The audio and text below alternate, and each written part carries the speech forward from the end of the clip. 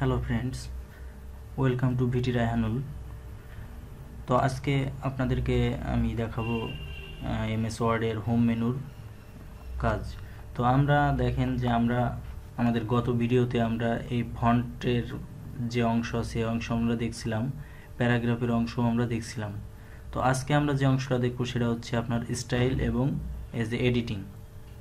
তো স্টাইল অপশানে আমরা দেখেন যে আমি এখানে আপনাদের জন্য একটা ডেমো শিট তৈরি করে রাখছি। একটা এমএস ফাইল ওপেন করে আমি এখানে একটু লিখছি। এখন আপনার স্টাইলের কাজ হলো আপনার এটা ফন্টকে বিভিন্নভাবে মডিফাই করে, অর্থাৎ বিভিন্নভাবে রিপ্রেজেন্টেটিভ করে, এটা রিপ্রেজেন্ট করে যে কোনোভাবে। অর্থাৎ একটা ফন্টকে বিভিন্ন স্টাইলে মডিফিকেশন করার জন্য আমরা এই স্টাইল ফরম্যাটটা ইউজ করি। তো দেখেন আমি যদি এখানে মাউস নিয়ে এখানে ক্লিক করি, দেখেন এখানে কিন্তু অনেকগুলো অপশান আছে, এখানে কিন্তু অনেকগুলো দেখেন যে ডিজাইন আছে। আমি যদি এটাতে ক্লিক করি, আমি সাপোজ আমাকে এখানে আগে সিলেক্ট করে নিতে হবে, দিয়ে যদি আমি এখানে দেখেন আমি যখন মাউস নিয়ে যাচ্ছি দেখেন একটা কিন্তু এক স্টাইল হচ্ছে। দেখেন এটা কিন্তু কোনোটা হেডিং আকারে হচ্ছে, আপনার কোনোটা নর্মাল হচ্ছে, কোনোটা হেডিং 2 হচ্ছে, কোনোটা টাইটেল হচ্ছে। দেখেন একটা কিন্তু একভাবে কাজ করছে। তো মূলত আমরা স্টাইলের ক্ষেত্রে যেটা ইউজ করি, আমাদের সচরাচর আমাদের দেখা যায় যে আমাদের নর্মালটা সিলেক্ট করা থাকে। তো আপনারা যদি চান আপনারা এখান থেকে বিভিন্ন স্টাইল, যদি আমি এটা নিই, এটা আপনি বিভিন্ন স্টাইলে নিতে পারেন।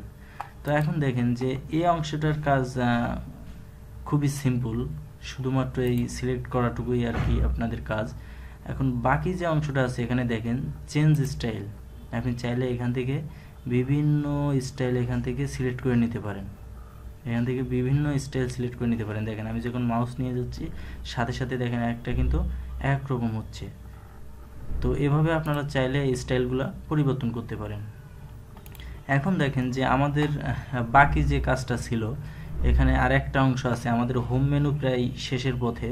আমাদের হোম মেনু শুধু এই এডিটিংয়ের কাজটুকু দেখাইলে হয়তো বা আমাদের হোম মেনুর কাজটা শেষ হয়ে যাবে। তো এইভাবে আমরা পরবর্তীতে ইনসার্ট, তারপরে পেজ লেআউট, তারপরে রেফারেন্স, এইভাবে আর কি আমরা টোটাল এমএস অফিসটা কমপ্লিট করব। তো চলুন এখন পরবর্তী ধাপে যাওয়া যাক। তো আমাদের পরবর্তী ধাপে আছে দেখেন এখানে এডিটিং নামে একটা ফাংশন আছে। তো আমরা এটাতে আজকে কাজ করে দেখাবো। তো দেখেন এখানে দুইটা জিনিস আসলে মূলত আমাদের কাজে লাগে, একটা হচ্ছে ফাইন্ড আর একটা হচ্ছে রিপ্লেস। ফাইন্ডটা কি? ফাইন্ডটা মূলত কোনো ডকুমেন্ট থেকে একটা শব্দকে খুঁজে বের করার জন্য আর কি আমরা এই ফাইন্ডটা ব্যবহার করে থাকি। এখন দেখেন যে আমি আপনাদের জন্য এখানে একটা ওয়ার্ড আমি কিছু প্যারাগ্রাফ মতো আমি লিখে রাখছি। এখন যদি আমি এখানে ফাইন্ড করতে চাই তাহলে আমাকে এগুলো আগে সিলেক্ট করে নিতে হবে। নেওয়ার পরে যদি আমি ফাইন্ডে ক্লিক করি, দেখেন এখানে দেখেন যে একটা ঘর কিন্তু চলে আসছে। এখন যদি আমি এখানে লিখি, সাপোজ আমি এখানে লিখলাম যে ফ্যামিলি, ফ্যামিলি, এই দেখেন যে এই লেখার ভিতরে যেখানে ফ্যামিলি আছে সেটা কিন্তু মার্ক হয়ে গেছে। আমরা এই যে ফাইন্ড যে অপশনটা আছে, যে ফাংশনটা আছে, এটার মূলত কাজ কিন্তু এটাই, যে আপনি টোটাল আপনার অনেক হাজার হাজার পেজ লেখা থাকতে পারে, আপনার বিভিন্ন 20টা 30টা পেজ লেখা থাকতে পারে, তার ভিতর থেকে আপনি প্রয়োজনীয় জিনিস খুঁজে বের করার জন্য এইটা হচ্ছে এক ধরনের সার্চিং অপশন। ফাইন্ডকে আপনি সার্চও বলতে পারেন, যে এইভাবে আপনি সার্চ করে নিয়ে আসতে পারেন। এখন দেখেন আমি যদি এখানে লিখি যে ওভার, দেখেন ওভার শব্দ আছে আমাদের এখানে দুই জায়গায়, দেখেন দুই জায়গায় কিন্তু আমাদের মার্ক হয়ে আছে। তো ফাইন্ডের অপশান, ফাইন্ডের যে কাজ মূলত এভাবেই আমরা করে থাকি। এখন দেখেন যে আমাদের আরেকটা অপশান আছে, আমরা এটা কেটে দিই। এখানে দেখেন একটা অপশান আছে রিপ্লেস, অর্থাৎ আপনি এখানে চাইলে রিপ্লেস করতে পারেন। এখন রিপ্লেসের কাজ দেখেন আমি যদি রিপ্লেস করি, এখানে বিভিন্নভাবে রিপ্লেস করতে পারেন আপনি। সাপোজ আমি এখানে লিখলাম যে 1। এখন যদি আমি রিপ্লেস অল দিই, দেখেন এখানে কি আসছে, word has finished searching the section, 2 replacement were made, do you want to remember this document. অর্থাৎ এই দেখেন এখানে আমাদের যে ওভারটা লেখা আছে এই ওভারের জায়গায় আমরা এই অনটা রিপ্লেস করতে চাচ্ছি।